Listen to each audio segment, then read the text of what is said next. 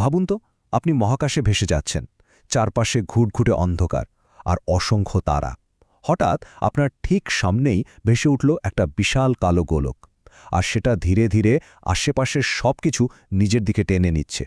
এর শক্তি এতটাই বেশি যে আলো পর্যন্ত এর ভেতর থেকে বেরোতে পারে না। হ্যাঁ, ঠিক ধরেছেন, এটাই ব্ল্যাক হোল বা কৃষ্ণগহ্বর, মহাবিশ্বের সবচেয়ে রহস্যময় আর ভয়ঙ্কর জিনিসগুলোর একটি। কিন্তু আসল প্রশ্নটা হলো, ব্ল্যাক হোল আসলে কি? এর ভেতরে গেলে আমাদের কি হবে? সত্যিই কি সেখানে সময় থেমে যায়? আর ব্ল্যাক হোল কি কোনোদিন আমাদের এই আস্ত পৃথিবীকে গিলে ফেলতে পারে? আজকের এই এক্সপ্লেনারে আমরা ব্ল্যাক হোলের ঠিক এই রহস্যগুলোই জানব, যেগুলো আজও বাঘা বাঘা বিজ্ঞানীদের মাথা ঘুরিয়ে দেয়। চলুন শুরু করা যাক। পর্ব ১, ব্ল্যাক হোল আসলে কি? চলুন একদম বেসিক থেকে শুরু করি। ব্ল্যাক হোল হল মহাকাশের এমন একটা জায়গা যেখানে গ্র্যাভিটি বা মহাকর্ষ বল এতটাই বেশি যে কোনো কিছুই সেখান থেকে পালাতে পারে না, না কোনো বস্তু, না আলো। আর আলো প্রতিফলিত হতে পারে না বলেই কিন্তু এটাকে সম্পূর্ণ কালো বা অদৃশ্য দেখায়। অনেকেরই হয়তো ধারণা ব্ল্যাক হোলের এই কনসেপ্টটা বোধহয় বিজ্ঞানী অ্যালবার্ট আইনস্টাইন প্রথম দিয়েছিলেন, তাই না? কিন্তু শুনলে অবাক হবেন, আসলে ব্যাপারটা তা নয়।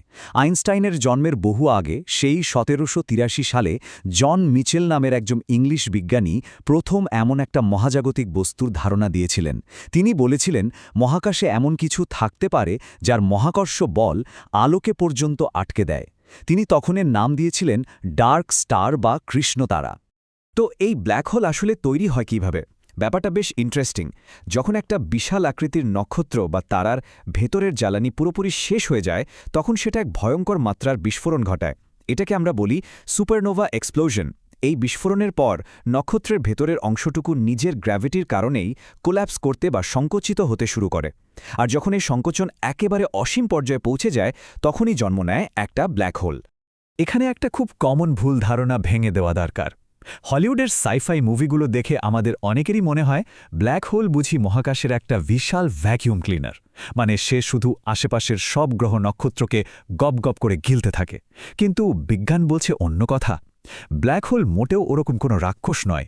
এটা আসলে মহাকাশের অন্য যে কোনো সাধারণ নক্ষত্রের মতোই মহাকর্ষ বল প্রয়োগ করে। কোনো বস্তু এর খুব কাছাকাছি চলে গেলেই কেবল এটা তাকে নিজের দিকে টেনে নেয়। বিষয়টা আরেকটু ক্লিয়ার করি। ধরুন, জাদুর মতো কোনোভাবে আমাদের সূর্যটাকে সরিয়ে ঠিক একই ভরের একটা ব্ল্যাক হোল সেখানে বসিয়ে দেওয়া হলো। জানেন সেই ব্ল্যাক হোলের ব্যাসার্ধ কতটুকু হবে? মাত্র ৩ কিলোমিটার। হ্যাঁ, ঠিকই শুনেছেন। আর সবচেয়ে অবাক করা ব্যাপার হলো, এর ফলে আমাদের পৃথিবীর কক্ষপথের কিন্তু কোনো পরিবর্তনই হবে না। পৃথিবী ঠিক আগের মতোই ঘুরতে থাকবে, শুধু আলোর অভাবে চারপাশটা একদম ঘুটঘুটে অন্ধকারে তলিয়ে যাবে। মহাকাশে কিন্তু সব ব্ল্যাক হোল এক সাইজের হয় না। এদের ভরের ওপর ভিত্তি করে কয়েকটা ভাগে ভাগ করা যায়, যেমন সুপারম্যাসিভ, স্টেলার বা তারকীয় ভর, ইন্টারমিডিয়েট আর মাইক্রো ব্ল্যাক হোল। শুনলে হয়তো চমকে উঠবেন। বিজ্ঞানীদের ধারণা অনুযায়ী শুধু আমাদের এই মিল্কি ওয়ে গ্যালাক্সিতেই প্রায় ১০ কোটি ব্ল্যাক হোল এদিক সেদিক ছড়িয়ে ছিটিয়ে আছে। এত ব্ল্যাক হোলের কথা শুনে আবার ভয় পেয়ে যাবেন না। আমাদের পৃথিবী একদম সেফ, কারণ সবচেয়ে কাছের যে ব্ল্যাক হোলটার সন্ধান পাওয়া গেছে সেটাও আমাদের থেকে প্রায় ১৬০০ আলোকবর্ষ দূরে। আর আমাদের গ্যালাক্সির একদম কেন্দ্রে যে দানবীয় সুপারম্যাসিভ ব্ল্যাক হোলটা আছে, যার নাম স্যাজিটেরিয়াস এ স্টার, সেটা তো পুরো ২৫,০০০ আলোকবর্ষ দূরে। কাজেই আপাতত আমাদের গিলে খাওয়ার মতো কেউ আশেপাশে নেই। কিন্তু এখানে আপনাদের মনে একটা খটকা লাগতে পারে।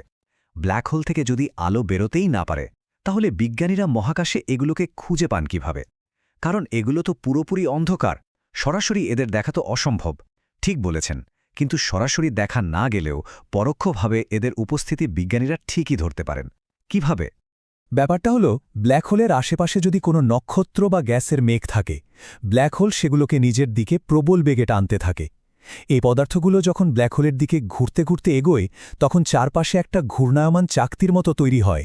এটাকে বলে অ্যাক্রিশন ডিস্ক। প্রবল ঘর্ষণ আর মহাকর্ষীয় টানের কারণে এই পদার্থগুলো তখন কয়েক মিলিয়ন ডিগ্রি পর্যন্ত গরম হয়ে যায়, আর সেখান থেকে নির্গত হয় প্রচুর শক্তিশালী এক্স-রে বা রঞ্জনরশ্মি।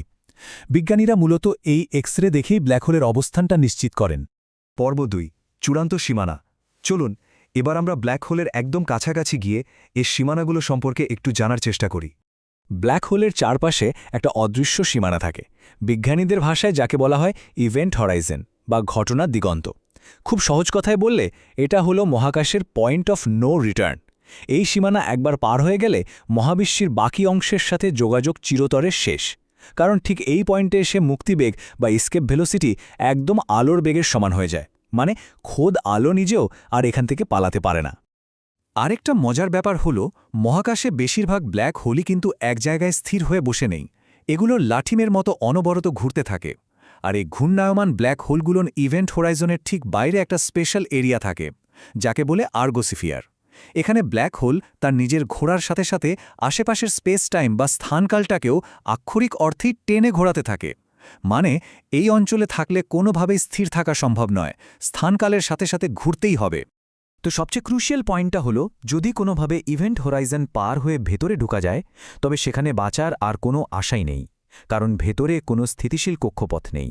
স্পেস আর টাইম সেখানে এমনভাবে বেঁকে বা র্যাপ হয়ে যায় যে যেদিকেই যাওয়ার চেষ্টা করা হোক না কেন, সব রাস্তা গিয়ে ঠেকবে সরাসরি ব্ল্যাক হোলের একেবারে কেন্দ্রে।